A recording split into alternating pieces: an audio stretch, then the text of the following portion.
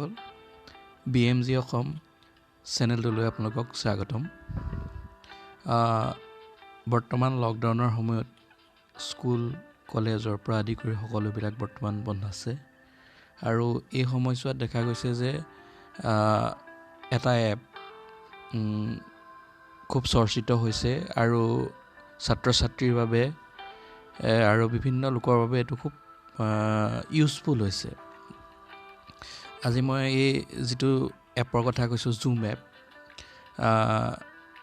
ছাত্ৰ ছাত্ৰী বা শিক্ষকে ব্যৱহাৰ কৰি বা অন্য লোকেও বিভিন্ন এই ঘৰতে থকা সময়ত বিভিন্ন লোকৰ লগত কথা পাতিবৰ বাবে বা বিভিন্ন মিটিং কৰিবৰ বাবে শিক্ষকসকলে ছাত্ৰ ছাত্ৰীক বুজাবৰ বাবে এই এপটো ব্যৱহাৰ কৰিব পাৰে। বহুতো শিক্ষকে বৰ্তমানটো ব্যৱহাৰ কৰিছে আৰু বহুতে বিভিন্ন মিটিং কৰিবৰ বাবে ইয়াক ব্যৱহাৰ কৰিছে। মই জুম এপটো কেনেদৰে ব্যৱহাৰ কৰে আজি আপোনালোকক দেখুৱাব বিচাৰিছোঁ। আপোনালোকে প্ৰথমতে প্লে ষ্ট'ৰলৈ যাব।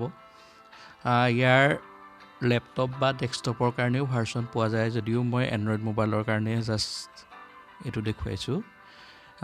প্লে ষ্ট'ৰলৈ গৈ আপুনি অ'পেন কৰি ইয়াত আপোনালোকে জুম লিখিলেই জুম ক্লাউড মিটিং দেখা পাব আৰু মোৰ এপছটো অলৰেডি ইনষ্টল হৈয়ে আছে।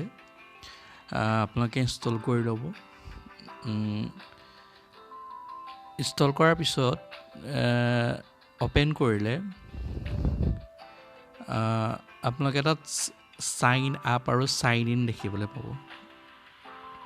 আপোনালোকে চাইন আপত গৈ পেলাইও নিজৰ ইমেইল দি পেলাই চাইন আপ কৰি ল'ব পাৰে বা আপোনালোকে ডাইৰেক্ট চাইন ইনো কৰিব পাৰে। ডাইৰেক্ট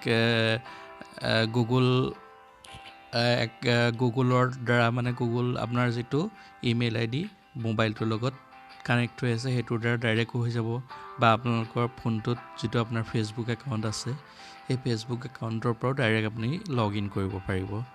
আৰু লগ ইন কৰাৰ পিছতে আপুনি এপছটো অ'পেন হোৱাৰ পিছত এনেকুৱা এখন দেখিবলৈ পাব।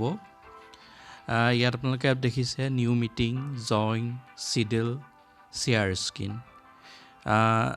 আপোনালোকে বিভিন্নজনৰ লগত মিটিং কৰিব পাৰে। এই নিউ মিটিং অপশ্যনটো ইউজ কৰিব পাৰে।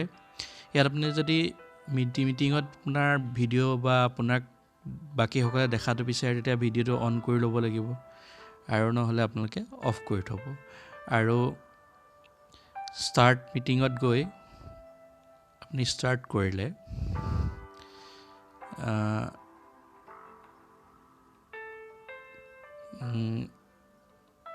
আপুনি এনেকুৱা এখন দেখা পাব, আৰু আপোনাৰ যিটো ID আছে আৰু পাছৱৰ্ড আছে সেইটো আপুনি যিসকলৰ লগত মিটিং কৰে বা শিক্ষকসকলে যদি ছাত্ৰ ছাত্ৰীসকলৰ লগত মিটিং কৰিব খোজে বা অনলাইন এটা ক্লাছ আৰম্ভ কৰিব খোজে তেওঁলোকক এই ইউজাৰ ID আৰু পাছৱৰ্ডটো দিব লাগিব। সকলোৰে ইউজাৰ ID বেলেগ হ'ব, পাছৱৰ্ডো বেলেগ হ'ব, আৰু প্ৰতিখন মিটিঙৰ পাছৱৰ্ডটো বেলেগ হ'ব। এইটো আপোনালোকে ইয়াৰ ইউজাৰ ID পাছৱৰ্ডটো আপোনালোকে তেওঁলোকক দি দিলে তেখেতসকলে জইন মিটিঙত গৈ এই ইউজাৰ ID আৰু পাছৱৰ্ড কানেক্ট কৰিলে আপোনাৰ লগত বা তেখেতসকলৰ লগত আপোনালোকৰ এটা কানেকশ্যন হৈ যাব, বা শিক্ষকসকলৰ লগত ছাত্ৰ ছাত্ৰীৰ কানেকশ্যন এটা হৈ যাব। আৰু ইয়াত আপুনি কানেক্ট হোৱাৰ পিছত আপুনি কেইবাটাও সুবিধা ল'ব পাৰে। ধৰক ইয়াত শ্বেয়াৰ আছে, শ্বেয়াৰ হোৱাইট বৰ্ড। আপুনি তেওঁলোকৰ লগত আপোনাৰ এই হোৱাইট বৰ্ডখন শ্বেয়াৰ কৰিব পাৰে। আপুনি ধৰক এখন হোৱাইট বৰ্ড, ইয়াত এটা পেন দেখিছে, আপুনি ইয়াত ক্লিক কৰিলে আপুনি যিকোনো, ধৰক শিক্ষকে যদি ছাত্ৰ ছাত্ৰীৰ লগত কৰে কিবা অংক এটাকে কৰিলে, ধৰক আপুনি ইয়াত যিটো অংক কৰিছে তেওঁলোকে তেওঁলোকৰ স্ক্ৰীণত দেখা পাব। যেনেকৈ ক্লাছত আপুনি হোৱাইট বৰ্ডত কৰে ঠিক তেনেদৰে তেওঁলোকেও দেখা পাব। বা বেলেগ মিটিঙৰ ক্ষেত্ৰতো আপোনালোকে কিবা দেখুৱাবলগীয়া থাকিলে বেলেগক ইয়াৰ দ্বাৰা দেখুৱাব পাৰিব। তাৰপিছতে এইটো যদি ষ্টপ শ্বেয়াৰিং মাৰি দিওঁ তেতিয়া শ্বেয়াৰিংটো কেঞ্চেল হৈ যাব। আৰু ইয়াত আৰু কিছুমান শ্বেয়াৰিং অপশ্যন পাব। আপুনি ফটো শ্বেয়াৰ কৰিব পাৰিব, ডকুমেণ্ট শ্বেয়াৰ কৰিব পাৰিব, আৰু আপোনাৰ স্ক্ৰীনখনো শ্বেয়াৰ কৰিব পাৰিব। এই স্ক্ৰীন টিপি দিলে আপোনাৰ স্ক্ৰীণত যি ওলাই থাকে সেইখনো তেখেতসকলৰ তাত দেখা পাব। এতিয়া এই এনটো টিপি দিলে আমাৰ মিটিং তেতিয়া শেষ হৈ যাব। গতিকে এইটো সময়ত এই এপছটো খুব ইউজফুল এপছ বুলিয়ে মই ভাবোঁ। আপোনালোকৰ বাবেও খুব সুবিধা হ'ব, শিক্ষকসকলে ছাত্ৰ ছাত্ৰীৰ লগত, ছাত্ৰ ছাত্ৰীৰ শিক্ষকৰ লগত, বা বিভিন্ন বান্ধৱী বান্ধৱীয়ে বহুত দিন লগ পোৱা নাই, বন্ধত সোমাই আছে, তেওঁলোকৰ লগত কথা পাতিবলৈও এই এপছটো খুব ইউজফুল হ'ব বুলি ভাবোঁ।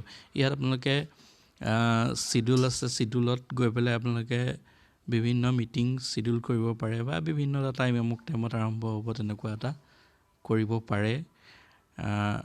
ইয়াত আপোনাৰ যিখিনি কণ্টেক্স, যদি আপোনাৰ কণ্টেক্সত থকা কাৰোবাৰ জুম লেছ আছে, বৰ্তমান মোৰ নাই, নতুনকৈ যিহেতু আৰম্ভ কৰিছোঁ, ইয়াত ওলাই থাকিব। আৰু মই ভাবোঁ যে এইটো সময়ত এই এপছটো খুব ইউজফুল, আপোনালোকে ইউজ কৰি চাব। যদি ভিডিঅ'টোৰ পৰা আপোনালোকে কিবা অকণ আপোনালোকৰ সহায় হৈছে বুলি ভাবে, তেতিয়া মোৰ চেনেলটো ছাবস্ক্ৰাইব কৰি দিব। ধন্যবাদ।